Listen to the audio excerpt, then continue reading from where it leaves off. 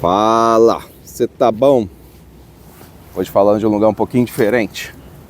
Tô na Nova Zelândia, tô num lugar chamado Topó, que tá bem frio agora. Hoje vem falar de um assunto que é muito importante na minha compreensão, que eu só fui desenvolvendo mesmo ao longo do tempo, e cada vez mais esse assunto ele vem refinando na minha cabeça, que é sobre a importância da família. Essa semana eu vi algumas pessoas falando sobre isso, então eu acho legal deixar um pouco esse registro. As pessoas, quando elas falam de família, será que elas entendem o que é família? Porque, tipo assim, parece que você nasce num local e você tem seus pais, né? Possivelmente você vai vir ter irmãos, e aquilo ali é uma forma meio materialista de você observar, né, essa ideia, esse espectro de família, né?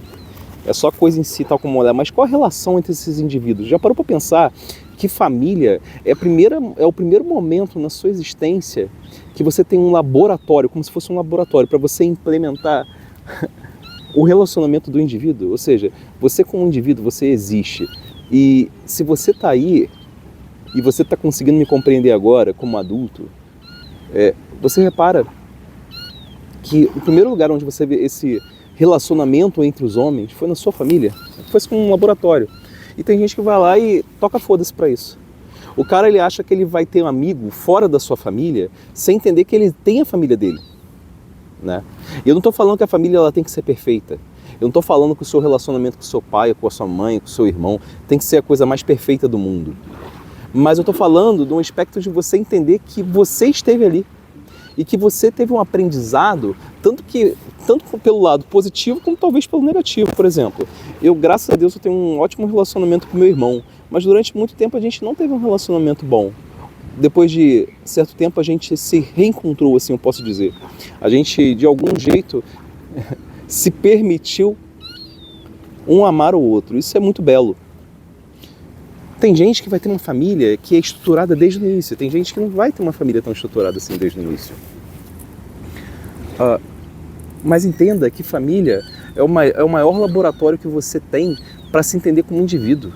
Esse relacionamento que você tem, não somente consigo, mas para com o outro, a família é onde você vai aprender. E esse aprendizado ele se dá de forma tanto positiva como negativa. Por vezes na sua família, você vai observar o seguinte, que os seus pais ou seus irmãos acabam ensinando o que você não deve vir a fazer. Porque a vida de cada indivíduo é diferente.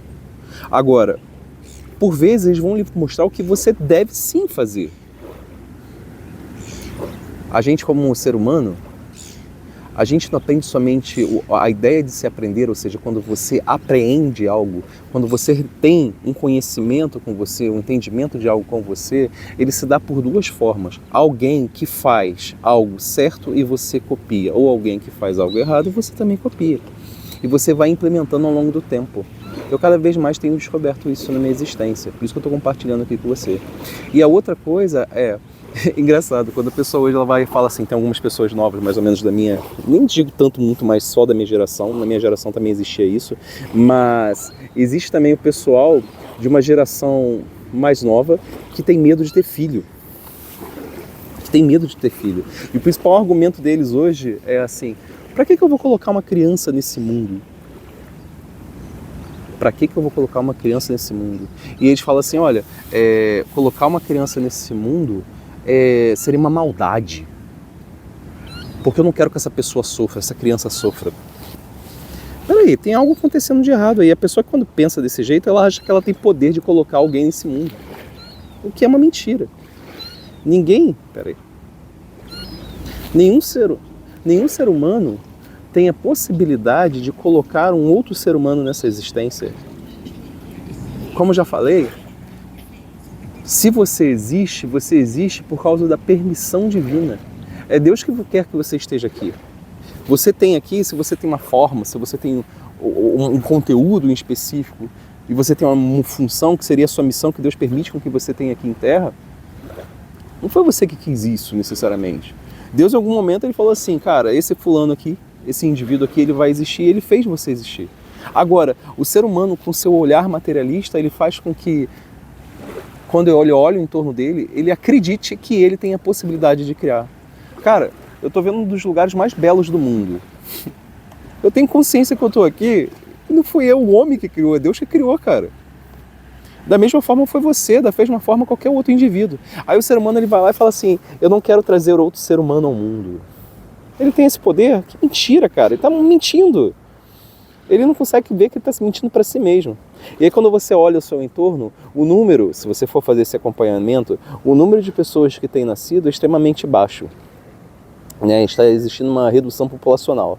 Aí você acha que é por causa dessas pessoas que falam assim, eu não quero ter filho? Lógico que não. É porque Deus não quer.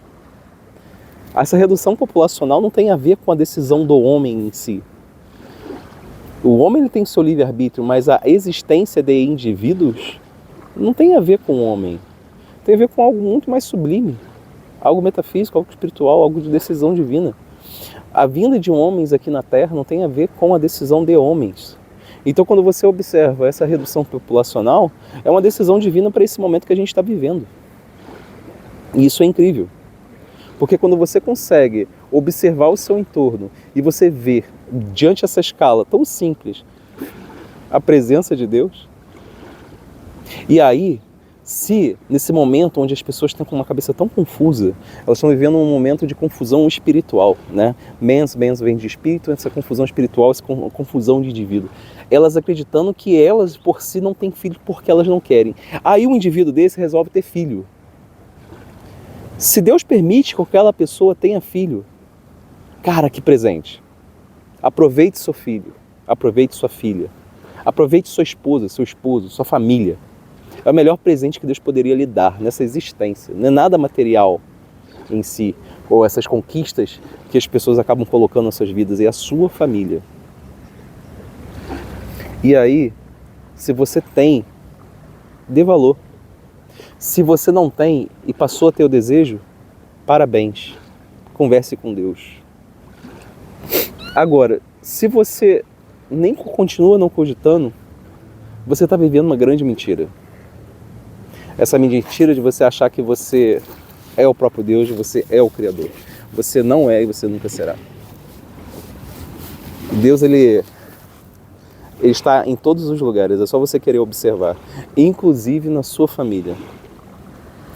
Se você tem algum problema com a sua família, resolva.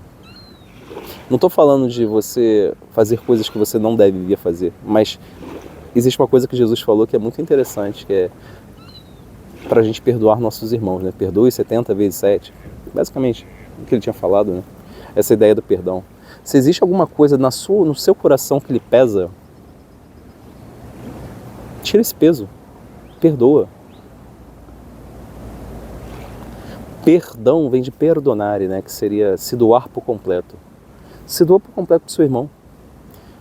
Não é que você tenha que fazer o que o outro deseja, não tem nada a ver com isso. Tem a ver com você saber que ele é um indivíduo, que ele acerta, que ele erra. Saber que você o abraça através do seu coração. Saber que ele tem posições que possivelmente são diferentes das suas e tudo bem. Você não tem que acatar a forma do outro pensar, mas você tem que observar ele como uma criatura divina, uma criatura que foi criada pelo próprio Deus. Isso é perdoar. É você se entregar a ele de coração, amando como seu irmão em Cristo.